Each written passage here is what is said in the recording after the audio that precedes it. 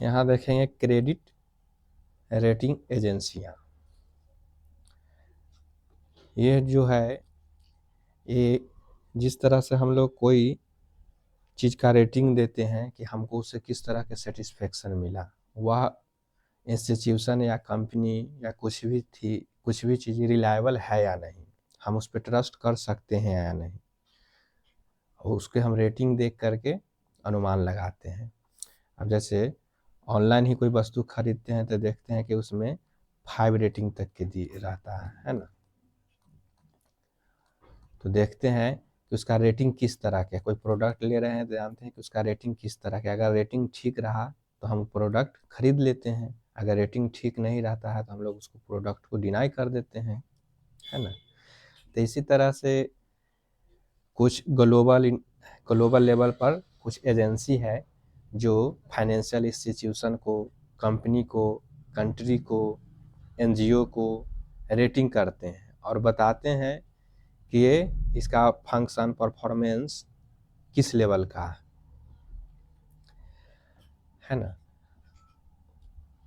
अब उस तरह से हम देखते हैं कि ये बताना क्या चाह रहा है। और इसके लिए डिफरेंट इंस्टीट्यूशंस हैं, है ना, जो रेटिंग करते हैं। जैसे एट ग्लोबल लेवल, हम इसके लिए देखते हैं एट ग्लोबल लेवल पर कौन कौन से एजेंसियां हैं। तो एट ग्लोबल लेवल जैसे स्टैंडर्ड एंड पुअर, ये एक एजेंसी है।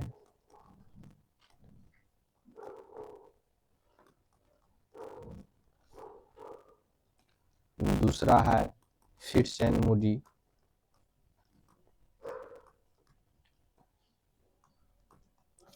और तीसरा है मूडीज। ये 3 ऐसे एजेंसियां हैं जो मोस्ट रियलेबल है। ऐसे एजेंसियां तो बहुत हैं लेकिन ये तीनों है जो मोस्ट रियलेबल है, इस पे ग्लोबली ट्रस्ट किया जाता है ना।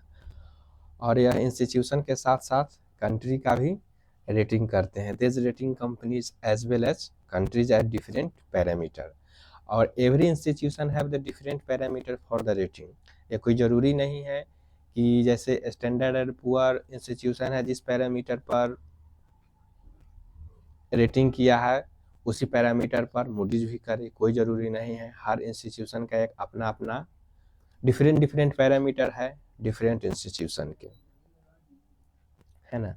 अब जैसे कंट्री का रेटिंग देने के लिए वे लोग डिफरेंट तरह के पैरामीटर का यूज करते हैं। जैसे increment of on GDP of that country, government borrow, माने उस देश के लिए उस देश का गवर्नमेंट कितने बोरो हैं, वहाँ के फिजिकल डेफिसिट क्या है, रेवेन्यू डेफिसिट क्या है, वहाँ इन्फ्लेशन कितना है, वहाँ फॉरेन एक्सचेंज रिजर्व कितना है, वहाँ का इंफ्रास्ट्रक्चर कैसा है, पॉलिटिकल स्टेबिलिटी है या नहीं है ना, वहाँ के गवर्नमेंट का पॉलिसी कैसा है। तो इन सब आधारों पर डिफरेंट फैक्टर पर वे रेटिंग देते हैं, है ना। तो इस तरह से देख सकते हैं कि different agency have different parameter of rating.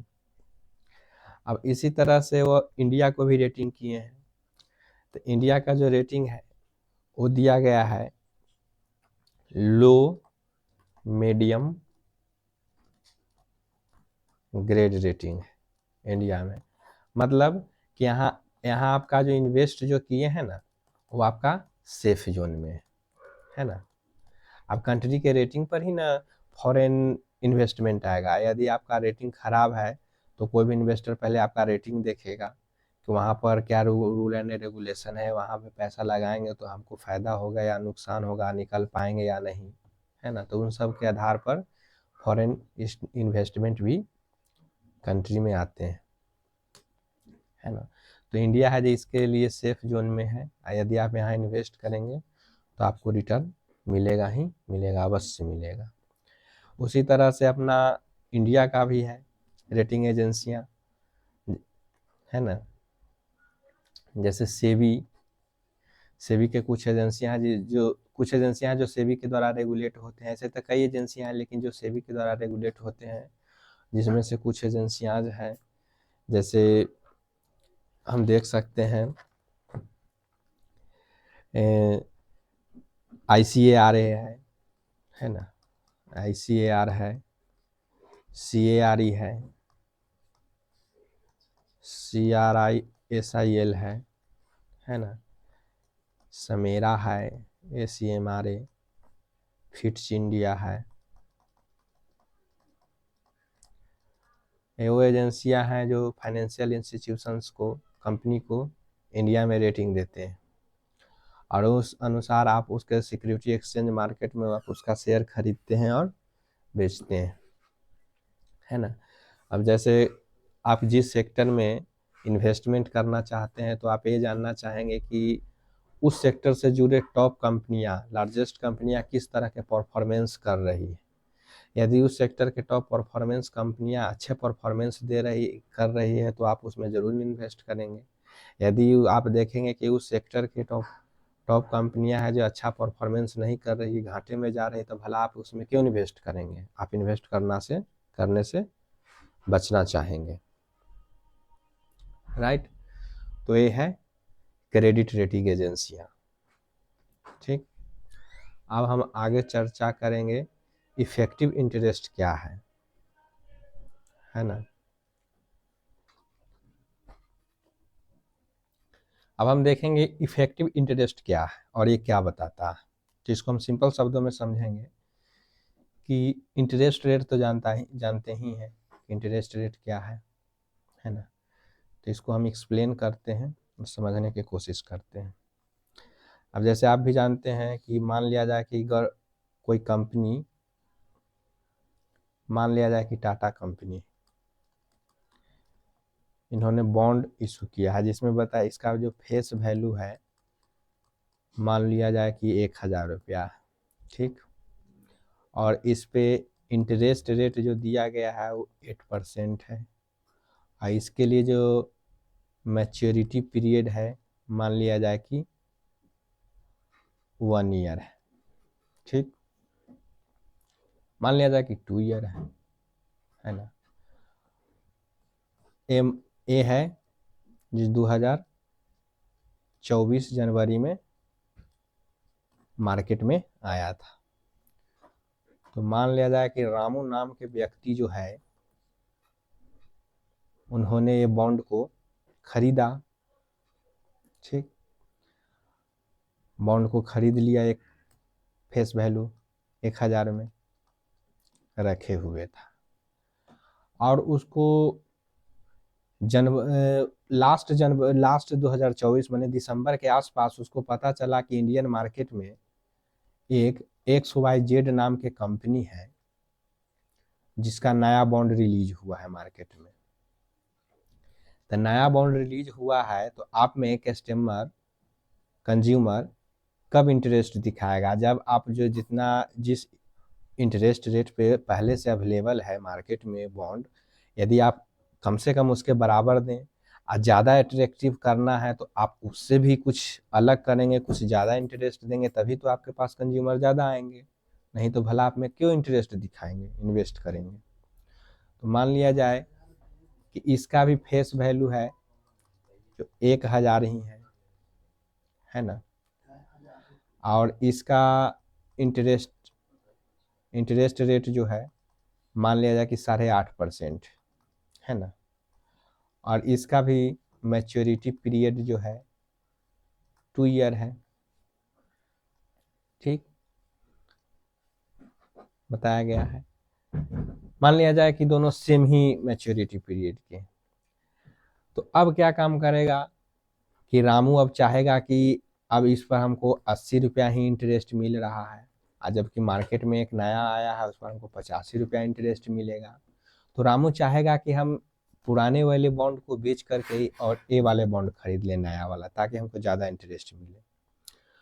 तो रामू दौड़ता दौड़ता गया श्यामू के पास, है ना, और श्यामू को कहा, श्यामू भाई आप ये बॉन्ड मुझसे ले लें, हम बेचना चाहते हैं, क्या आप खरीदेंगे। तो श्यामू बोला, अच्छा हम इतना बेवकूफ़ हैं, क्योंकि तुम इसलिए खरीदना चाहते हो क्योंकि मार्केट में नए इंटरेस्ट वाला, इससे ज़्यादा इंटरेस्ट वाला बॉन्ड आ चुका है, तो रामू बोला हाँ। तो श्यामू बोला जो चलो कितना में दोगे? तो रामू बोला कि 1,000 तुम्हें है, 1,000 में ही देंगे। तो बोला कि नहीं, हम बेवकूफ़, हम नहीं लेंगे, तुमसे लेंगे, जिससे अच्छा हम वो वाला बॉन्ड जाके खरीद लेंगे। तो दोनों है जो एक कंसेंशनल पॉइंट पर पहुंचे। कन्वेंशनल पॉइंट पर बोले कि चलो 950 में श्यामू ने खरीद लिया रामू से। रामू को 950 रुपया पेड कर दिया और रामू वाला बॉन्ड जो है जो श्यामू ले लिया, है ना। श्यामू ले लिया 950 में। अब हम देखते हैं कि 1,000 का फेस वैल्यू, 1,000 रुपया का चीज श्यामू ने 950 में खरीदा, ठीक। और उस पर कंपनी हो या कोई भी एजेंसी हो, आपको इंटरेस्ट रेट हमेशा उस पर जो लिखा हुआ रहता है उस पर ही देगा और फेस वैल्यू पर देगा, भले ही आप कितने में ही क्यों ना खरीदें। अब जैसे यहाँ श्यामू 950 में खरीदा, लेकिन श्यामू को जो है इंटरेस्ट रेट 8% ही मिलेगा और 1,000 पे ही मिलेगा, है ना। तो इसके लिए हम इंटरेस्ट रेट, श्यामू के लिए इंटरेस्ट रेट निकाल के देखते हैं। तो ये 80 रुपया कमाने के लिए इन्होंने 950 रुपया खर्चा किया, राइट।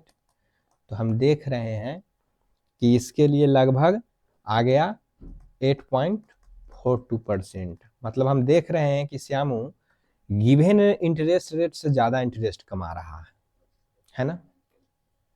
तो ये इफेक्टिव इंटरेस्ट हो गया। इफेक्टिव इंटरेस्ट जो है ना, जो यह बताता है कि आप कितना कमाने के लिए कितना अमाउंट इन्वेस्ट किए। जैसे यहाँ 80 रुपया कमाने के लिए श्यामू ने 950 रुपया इन्वेस्ट किया, जबकि रामू को देख रहे हैं कि 80 रुपया कमाने के लिए 1,000 रुपया इन्वेस्ट किया, है ना। तो यह इफेक्टिव इंटरेस्ट है ना। तो अब हम यहाँ देख सकते हैं कि एक यहाँ जो रामू के लिए हो गया, रामू के लिए तो 1,000 था, लेकिन श्यामू के लिए उसका प्राइस 950 रुपया था। तो अब हम देखेंगे कि श्यामू ज़्यादा फायदा कमा रहा है ना, और उसको फेस वैल्यू 1,000 पे ही मिलेगा, जबकि 950 में ही खरीदेगा। तो हम यहाँ देख रहे हैं कि जब भी मार्केट में मैक्सिमम इंटरेस्ट वाला, है ना, मैक्सिमम इंटरेस्ट वाला जब बॉन्ड रिलीज होता है, तो देखते हैं कि पुराने वाले बॉन्ड का प्राइस जो है वो घट जाता है ना। पुराने वाला बॉन्ड का प्राइस घट जाता है कब? जब मार्केट में उससे ज़्यादा इंटरेस्ट वाला बॉन्ड आ जाता है ना। मतलब हम यहाँ कह सकते हैं कि इंटरेस्ट रेट जब बढ़ता है तो प्राइस घट जाता है ना। मतलब मार्केट में नए बॉन्ड का इंटरेस्ट रेट अगर नया बढ़ गया, इंटरेस्ट रेट बढ़ गया नया बॉन्ड का, तो पुराने वाला का प्राइस ऑटोमेटिक घट गया। देख लो जैसे यहाँ 950 हो गया, है ना। अब हम इसका ठीक उल्टा लेकर के देखते हैं, है ना।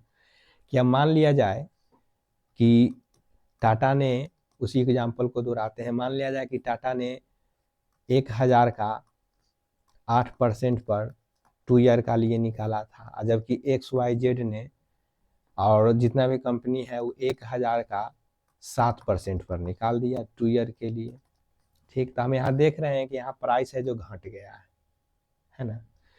तो अब लोग चाहेंगे कि भला 1,000 लगा के 70 रुपया ही कमाएंगे, यहाँ 1,000 लगा के 80 रुपया कमा रहे हैं, तो क्यों ना हम ये ओल्ड वाला है, ये नया वाला है, तो क्यों ना हम पुराने वाला ही बॉन्ड खरीद लें किसी से, नया वाला क्यों खरीदें, क्योंकि ऐसे भी इस पर इंटरेस्ट कम है।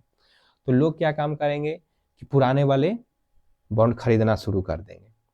पुराने वाले बॉन्ड खरीदना शुरू कर देंगे, तभी 1,000 के है, और जब खरीदना जाएंगे, बायर है जो एग्रेसिव है खरीदने के लिए, तो यहाँ देख रहे हैं कि तब रामू यहाँ बोलेगा कि हम 1,000 में आपको नहीं देंगे, है ना, हम इसके लिए कम से कम आपको 1,100 रुपया लेंगे, ठीक। तो मान लिया जाए कि अब की बार श्यामू ने 1,100 में खरीद लिया, ठीक। तब इसके लिए इफेक्टिव इंटरेस्ट निकालते हैं। तो इफेक्टिव इंटरेस्ट निकालते देख रहे हैं कि यहाँ 70 रुपया कमाने के लिए रामू ने 1,100 रुपया लगा दिया, यानी 70/1100 इंटू 100, 20 से 20 कट गया, यानी यहाँ पर आ गया लगभग, यहाँ पर लगभग आ गया, इसको डिवाइड कर लेते हैं,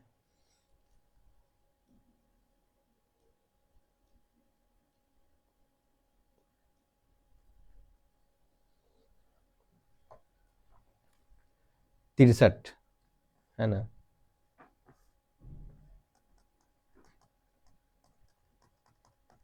इतना परसेंट आ गया। तो यहाँ देख रहे हैं कि इंटरेस्ट रेट इसको कम मिल रहा है जबकि उन्होंने ज़्यादा पैसा लगा दिया।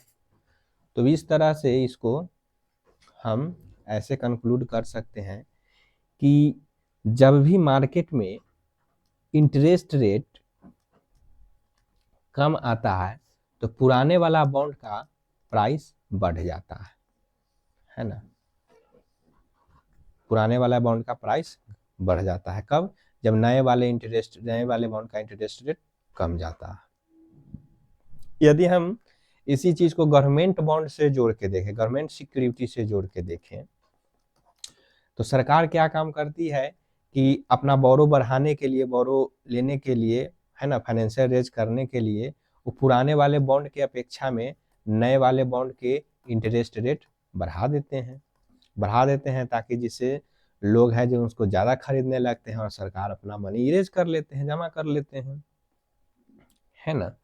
या इन्फ्लेशन को कंट्रोल करने के लिए क्या काम करते हैं कि इंटरेस्ट रेट घटा देते हैं। इंटरेस्ट रेट घटा देंगे तो लोग हैं जो पुराने वाले बॉन्ड खरीदना शुरू कर देंगे, जिससे मार्केट में लिक्विडिटी बढ़ जाएगा। मार्केट में लिक्विडिटी बढ़ जाएगा तो उससे इन्फ्लेशन कंट्रोल हो जाएगा, राइट। तो इफेक्टिव इंटरेस्ट यही है कि आप कितना कमाने के लिए आप कितना रुपये इन्वेस्ट किए, है ना, ये वही बताता है।